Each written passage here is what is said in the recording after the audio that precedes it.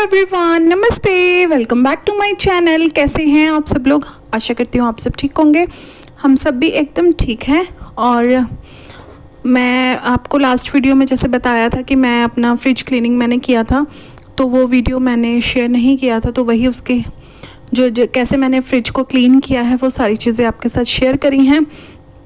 हालांकि फ्रिज मेरा नया है और इसकी मैं रेगुलर क्लीनिंग करती रहती हूँ। डेली बेसिस पे मैं इसमें एक माइक्रोफाइबर का क्लॉथ गीला करके उसको डेली मैं बेसिस पे इसको क्लीन करती हूँ। लेकिन फिर भी एक टाइम के बाद फ्रिज को डीप क्लीनिंग की ज़रूरत पड़ती ही है। इस तरीके से सारी चीज़ें निकाल के और फिर उसको अच्छे से क्लीनिंग की ज़रूरत पड़ती है। तो वही मैंने नोटिस किया कि थोड़ा सा मुझे इस तरीके से फ्रिज को क्लीन करने की ज़रूरत है। क्योंकि जैसे कई बार ऐसा होता है ना कि हम कहीं चले जाते हैं, पीछे से हस्बैंड बच्चे चीज़ें करते हैं, तो फिर उस दौरान कुछ गिर जाता है या कुछ ऐसा हो जाता है, तो उस टाइम पे नोटिस नहीं होता, लेकिन थोड़े दिनों के बाद वो चीज़ें दिखने लगती हैं। तो वही सब कुछ था, तो मैंने सोचा एक बार डीप क्लीन कर ही देते हैं। काफ़ी टाइम हो गया है फ्रिज आए को, तो चलिए वही मैं आपके साथ शेयर कर रही हूँ। तो सारी चीज़ें पहले मैंने फ्रिज को खाली कर लिया है और सारी चीज़ें मैंने बाहर निकाल ली हैं।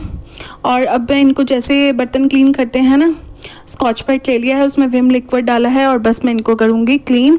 और साथ के साथ मैं आपके साथ जो रेफ्रिजरेटर क्लीनिंग के थोड़े से टिप्स एंड ट्रिक्स होते हैं वो सारे मैं शेयर करूँगी आपके साथ, जो मैं यूज़ करती हूँ या जो मैं अपनी डेली लाइफ में इन टिप्स एंड ट्रिक्स को फॉलो करती हूँ। तो बस वही आपके साथ शेयर करूँगी। तो स्टेप नंबर 1 फ्रिज को साफ़ करने का यही है कि पूरा फ्रिज सबसे पहले खाली कर लें।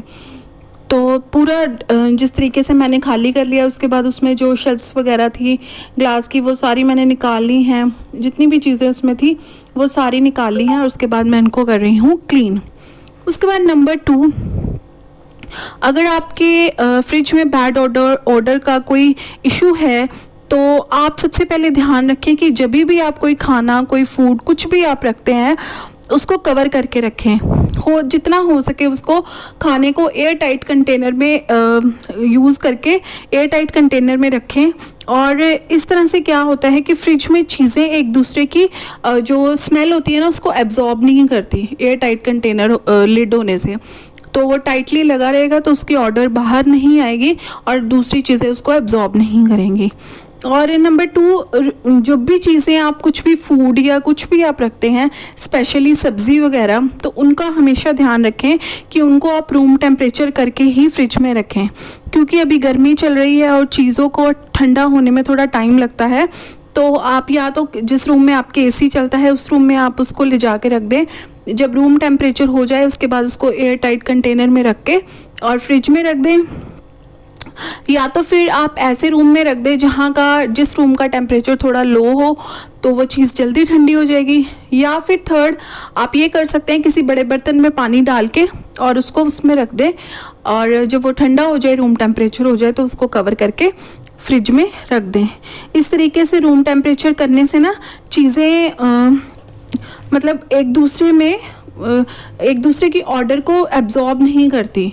तो ठंडा करने अगर हम गरम चीज़ रख देते हैं ना, जैसे जब चीज़ें गरम होती हैं तो स्पेशली सब्जी वगैरह अगर गरम हो तो फ्रिज क्या होता है, एक बॉक्स की तरह होता है। तो उसमें जब हम गरम चीज़ें रखते हैं ना तो वो स्टीम लाइट से रिलीज़ होती है और स्टीम जो होती है ना वो पूरे फ्रिज में फैल जाती है, जिससे एक ऑर्डर पैदा होता है। और कुछ चीज़ें ऐसी होती हैं जो ऑर्डर रिलीज़ तो नहीं करती लेकिन एब्जॉर्ब करती हैं। उनमें जो बैड ऑर्डर है या कोई भी किसी भी तरह का ऑर्डर है तो उसको एब्जॉर्ब करने की कैपेसिटी ज़्यादा होती है। तो उसमें से स्पेशली एक चीज़ है मिल्क। दूध बहुत जल्दी किसी भी स्मेल को अपने एब्जॉर्ब कर लेता है। यदि हमने दूध को वार्म करके ही फ्रिज में रख दिया है, प्रॉपर रूम टेम्परेचर नहीं किया है, तो फ्रिज में बिना ढक के अगर आपने दूध को रख दिया है वार्म करके, तो डेफिनेटली वो फ्रिज में जाने के बाद दूध ठंडा होने के लिए फ्रिज की कूलिंग ही एब्जॉर्ब करेगा। तो उसमें कूलिंग को एब्जॉर्ब करके अपने आप को ठंडा करेगा। तो दूध में बहुत जल्दी ऑर्डर पैदा हो जाता है दूसरी चीज़ों का। तो कुछ फ्रूट भी ऐसे होते हैं जिनकी स्मेल बहुत ज़्यादा स्ट्रॉन्ग होती है, जैसे उनमें से है अमरूद, खरबूजा, और उन्हें भी अच्छे से एयर टाइट बॉक्स में आप रख सकते हैं, नहीं तो फिर किसी जो आजकल बैग्स वगैरह अवेलेबल हैं काफ़ी मार्केट में उनमें रख सकते हैं। अगर वो भी नहीं है तो आप क्लिंग रैप से अच्छे से रैप करके फिर रख दीजिए तो वेजिटेबल बॉक्स में, तो उससे भी आपके फ्रिज में जो स्मेल है वो नहीं रहेगी। और अगर इसके अलावा आपका फ्रिज क्लीन है लेकिन फिर भी उसमें एक स्ट्रॉन्ग स्मेल है, आपको लग रहा है कि फ्रिज मेरा क्लीन है लेकिन ये स्मेल जा नहीं रही फ्रिज से, तो कुछ चीज़ें मैं आपको बताती हूँ। तो उसको जो बैड ऑर्डर, जो स्ट्रॉन्ग ऑर्डर आ गया है आपके फ्रिज में, उसको दूर करने के लिए 2-3 रेमेडीज़ हैं, वो मैं आपको बताती हूँ। सबसे पहले तो सबसे जो फेमस रेमेडी है जो हर कोई करता है, आप भी करते होगे, वो है नींबू को काट कर रखना। उससे भी जो बैड स्मेल होती है ना वो चली जाती है। अगर इससे भी कोई फ़र्क नहीं पड़ रहा तो आप मीठा सोडा, जो खाने वाला सोडा नहीं होता, बेकिंग सोडा बोलते हैं जिसको, वो आप 2 टेबलस्पून भर के किसी बर्तन में डाल के फ्रिज में रख लें, तो वो भी सारी बैड स्मेल जितनी भी होती है, ऑर्डर सारा बैड ऑर्डर वो सारा अपना एब्जॉर्ब कर लेता है जितना भी फ्रिज में होगा। तो अगर ये भी पॉसिबल नहीं है आपके लिए तो आप एक कटोरी में विनेगर डाल के उसको रख दीजिए, तो डेफिनेटली इन 3 चीज़ों से चली जाती है स्मेल। तो आप ये करेंगे। तो वैसे तो जैसे आप फ्रिज क्लीन कर देते हैं ना, तो लास्ट में एक बार विनेगर का स्प्रे करके और किसी कपड़े में, साफ़ कपड़े में विनेगर का स्प्रे करके और उस कपड़े को एक बार वाइप आउट कर दीजिए पूरे फ्रिज में, फिर भी आपके फ्रिज में से कोई स्मेल नहीं आएगी और एकदम आपका फ्रिज क्लीन और स्मेल फ्री और एकदम फ्रेश सा रहेगा। तो बस ये थे मेरे कुछ टिप्स एंड ट्रिक्स जिनको मैं फॉलो करती हूँ डेली बेसिस पे। और यहाँ मेरा फ्रिज भी क्लीन हो गया, क्योंकि मेरा फ्रिज जैसे कि मैंने बताया ज़्यादा गंदा नहीं था, बस मुझे ऐसा लग रहा था कि एक बार डीप क्लीनिंग कर लेनी चाहिए। तो फ्रिज की मैंने डीप क्लीनिंग कर ली है, अब बारी आती है फ्रीज़र की। तो जैसे मैंने फ्रिज का सारा सामान निकाल के उनको अच्छे से वॉश करके पूरा स्कॉच ब्राइट से विम लिक्विड लगा के अच्छे से क्लीन करके रखा था, उसी तरीके से मैं फ्रीज़र को भी कर लूँगी। तो सारी चीज़ें मैंने निकाल ली हैं। अब बस क्योंकि ज़्यादा गंदा नहीं है इसलिए मैंने सिर्फ एक माइक्रोफाइबर का क्लॉथ लिया है। मार्केट में इजीली अवेलेबल है माइक्रोफाइबर के क्लॉथ।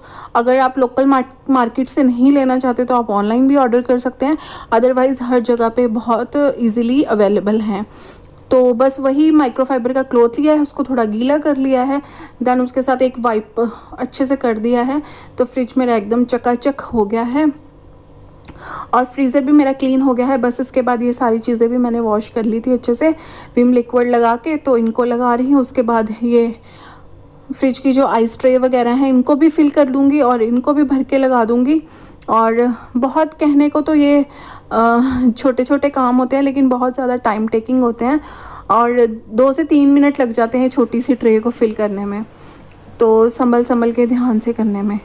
तो बस यही थोड़ी थोड़ी चीज़ें जो छोटी छोटी क्लिप्स मैंने आपके साथ शेयर की हैं, लेकिन मुझे तो 4 से 5 घंटे लग गए थे ये सारा काम करने में, एक एक चीज़ को क्लीन करने में। उसके बाद सारी ये बॉटल्स भी मैंने वॉश करी हैं, अच्छे से धोई हैं, उसके बाद इनको धूप लगा के अच्छे से सुखा लिया है। देन इसके बाद मैं बॉटल्स भर रही हूँ, तो ये बॉटल्स भी भर के मैंने फ्रिज में लगा दी हैं। उसके बाद जो भी वेजिटेबल्स वगैरह थी, वैसे तो थी नहीं, कैप्सिकम था और करेला था, करेला मैंने साथ के साथ कट कर लिया था और कैप्सिकम है उसको मैंने फ्रिज में लगा दिया। अब संडे को वेजिटेबल्स आएंगी तो तभी भरेगा फ्रिज। और ये टमाटर, पता है क्या हुआ, संडे को मैं चली गई थी ना, तो पीछे से मेरे हस्बैंड वेजिटेबल्स लेके आए।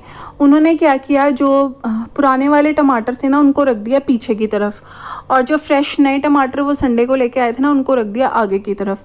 तो मुझे लगा ये पुराने वाले टमाटर आ गए हैं, तो मैं भी वही यूज़ करती रही। बाद में जब मैंने फ्रिज क्लीन करने के लिए निकाला ना, तो देखा तो वो पीछे जो थे वो पुराने वाले टमाटर पड़े थे। तो बहुत सारे टमाटर इसमें से ख़राब हो गए हैं, तो बस उनको छांट के बाद में रखूँगी और इनका एक ना ग्राइंड करके पेस्ट बना के रख लूँगी, प्योरी सी टमाटो प्योरी, तो उससे फिर थोड़े से सेफली रह जाएंगे ये। तो देखिए फ्रिज मेरा क्लीन हो गया है, सारी चीज़ें मैंने अरेंज कर दी हैं। तो अभी ज़्यादा तो कुछ नहीं है, दूध भी लाने वाला है मेरा, दही लाने वाला है और बाकी वेजिटेबल्स भी आने वाली हैं सारी। तो इसी टाइम पे ज़्यादा सही इसी टाइम पे रहता है, जिस टाइम पे आपका फ्रिज खाली हो ना उसी टाइम पे आप डीप क्लीनिंग करें, वो परफेक्ट टाइमिंग होती है। तो ड्राई फ्रूट सारे मैंने इधर ऊपर की तरफ रख दिए हैं। तो यहाँ पे पानी आ गया है, तो यहाँ पे सारे मैंने रख दिए हैं। ये प्लम के मुरब्बा है जो ये मिलता है ना आलू बुखारा, उसका मुरब्बा है ये। तो ये है, इधर एप्पल साइडर विनेगर है और साथ में पानी है। तो ये सारी चीज़ें अरेंज करके मैंने रख दी हैं और एकदम क्लीन सा लग रहा है, बहुत अच्छा सा लग रहा है फ्रिज। तो बस इधर फ्रीज़र में भी मैंने चीज़ें लगा दी हैं, वो भी आपको दिखा देती हूँ एक बार। तो फ्रीज़र में क्या क्या मैं रखती हूँ वो सारी चीज़ें दिखा देती हूँ। आप जो डोर वाली साइड होती है उसमें सारे मैं मसाले वगैरह रखती हूँ, जितने मसाले मेरे पास एक्स्ट्रा पड़े हुए हैं वो सारे इसी में रख देती हूँ।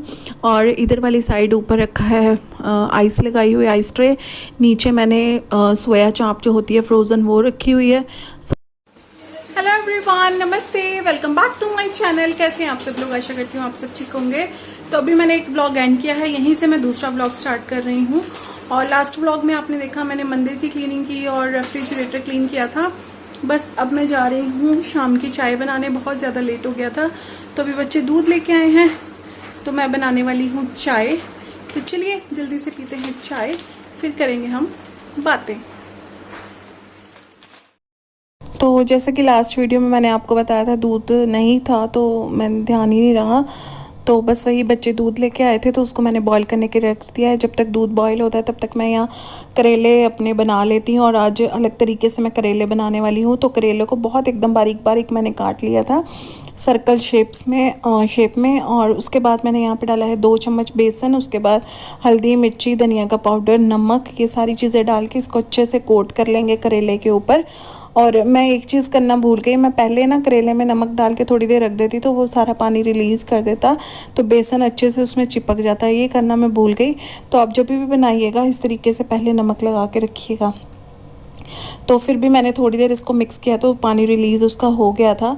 तो फिर उसके बाद अच्छे से मैंने कोट करके, और यहाँ पे मैंने लिया है मस्टर्ड ऑयल, उसमें मैंने डाल दिए हैं करेले। अब बस इसको सिम पे रख के ऐसे ही फ्राई करते रहना, एकदम क्रिस्पी से बहुत अच्छे करेले बन के तैयार होते हैं। इसमें एक बेसन का कोट सा भी हो जाता है ना, तो बहुत ही टेस्टी लगते हैं। दाल चावल के साथ आप खा सकते हैं, पराठे के साथ खा सकते हैं, काफ़ी टेस्टी लगते हैं। तो इधर मेरा दूध बॉईल हो गया था तो यहाँ पे मैं लड्डू गोपाल के लिए भोग निकाल दूँगी।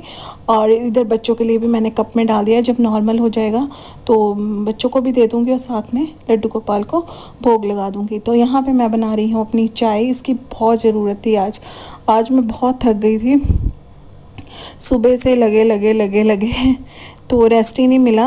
और आज सुबह ना फिर बच्चों को जब मैं छोड़ने गई थी, उनकी वैन भी बहुत ज़्यादा लेट आई, वैन उनकी ख़राब हो गई थी। तो फिर स्कूल वालों ने दूसरी वैन भेजी, उससे बहुत ज़्यादा टाइम लग गया। तो वहाँ पे भी काफ़ी देर खड़े रहना पड़ा, तो वहाँ पे भी थोड़ी सी थकावट हो गई थी। तो यहाँ पे मंदिर क्लीनिंग के बाद दिया बाती हुआ है तो वही मैं आपको दिखा रही हूँ। तो अच्छे से क्लीन हो गया है और मेरी संध्या भी हो गई है। और इसके बाद बस चाय वाय मैंने लेके, उसके बाद संध्या का टाइम हो गया था, 7 बज गए थे। तो 7 के साथ मैंने संध्या भी कर दी है। और लड्डू गोपाल का दूध एकदम वार्म हो गया था, कोसा हो गया था, तो फिर मैंने उनको भोग भी लगा दिया है। तो बस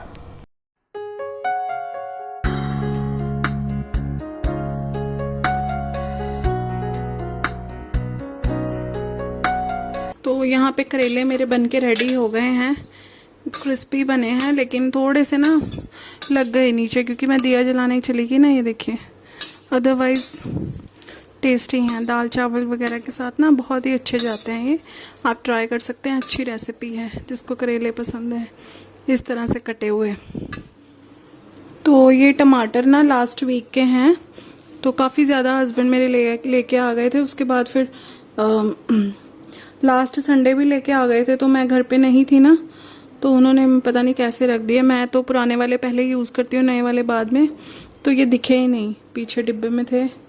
तो अभी मैं निकाले हैं इसको, जितने साफ़ है ना उतने की मैं प्योरी बना के रख लूँगी ताकि कुछ दिन हमारा चल जाए, क्योंकि काफ़ी सारे टमाटर थे। देखिए, चलिए।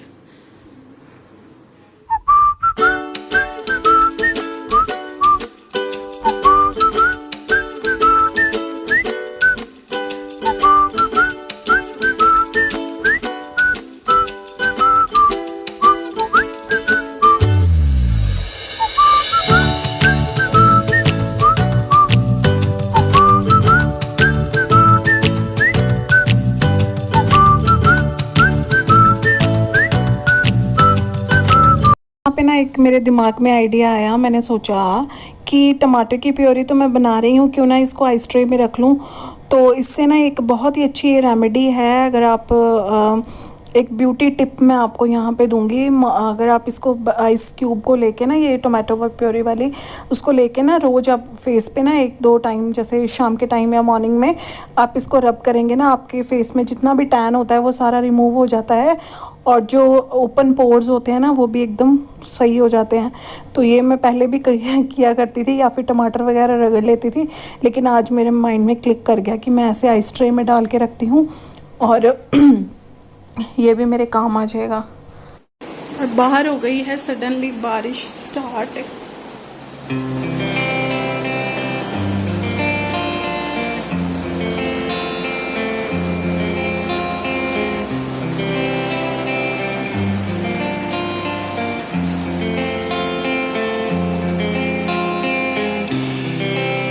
तो बाकी जो छोटे मोटे काम थे वो तो मैंने निपटा दिए हैं। टमाटो की प्यूरी बनानी थी वो बना के रख दी है, मंदिर सेट कर दिया है, और करेले बना लिए हैं। अभी थोड़े से बैंगन आलू भी पड़े हुए हैं, हमारा काम डन हो जाएगा। और आज मेरी इतनी हिम्मत भी नहीं है कि मैं कुछ और बनाऊं, और भी बर्तन का ढेर लगा हुआ है, दोपहर के बर्तन और एंड ऑल वो सब। अभी वहाँ पे कपड़े फोल्ड करके रखे हैं, वो भी अभी मैंने नहीं जगह पे पहुँचाए। तो ऐसा ही कुछ है।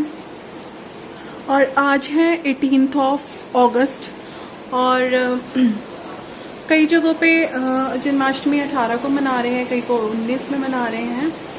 तो मैं 19 का हमने सोचा है 19 को करेंगे, क्योंकि वृंदावन का थोड़ा सा मैंने सुना था, उसमें उन्होंने बोला था कि 19 की ही सेलिब्रेट कर रहे हैं वहाँ पे भी। अब पता नहीं कितना सही है कितना नहीं, और मैं भी 19 का ही करूँगी। तो आज है 18 अगस्त, कल 19 है। तो बच्चों को भी छुट्टी रहेगी कल। वैसे तो रात का होता है सारा, तो कल की छुट्टी का तो कोई मतलब नहीं है, दिन में नेक्स्ट डे तो स्कूल जाना ही है। तो मंदिर वगैरह मैंने इसीलिए साफ़ कर दिया था अच्छे से, फ्रिज क्लीन। मैं चाह रही थी कि आज मैं किचन भी क्लीन कर लेती, लेकिन टाइम नहीं लगा मुझे। इससे पहले भी मैंने सोचा था, फिर तबीयत ऐसे ही हो गई, भाग दौड़ बहुत ज़्यादा हुई ना लास्ट वीक, जो रक्षाबंधन वाला एंड ऑल, उसमें बहुत ज़्यादा। तो बस अभी हस्बैंड को लेने जाना है, अभी फ़ोन करेंगे, 7:30 बज गए हैं। देखती हूँ क्या कहते हैं। बारिश स्टार्ट हो गई ना सडनली, और करेले बने हुए हैं, मेरी सब्जी बनी है। बस मैं सोच रही हूँ कि अभी हस्बैंड का फ़ोन तो आया नहीं है, फटाफट से बर्तन क्लीन कर लेती हूँ, ये तो रात में बहुत ज़्यादा फिर हो जाएंगे बर्तन। तो चलिए बर्तन क्लीन कर लेते हैं और फिर करेंगे बात। स्वेटिंग देखो।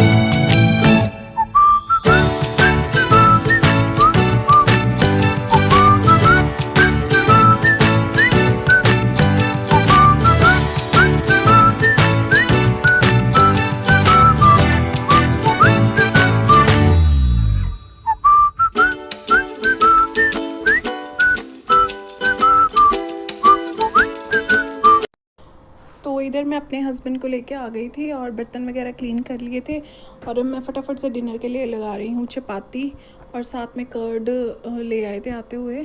तो बस अब करेले ले लिए हैं, दही है साथ में आलू बैंगन की सब्ज़ी है, जिसको जो खाना है उसी हिसाब से मैं सर्व करके दे रही हूँ। और गर्मा गर्म मैं बना रही हूँ यहाँ पे चपातियाँ, और सब लोग बैठ गए हैं खाना खाने के लिए।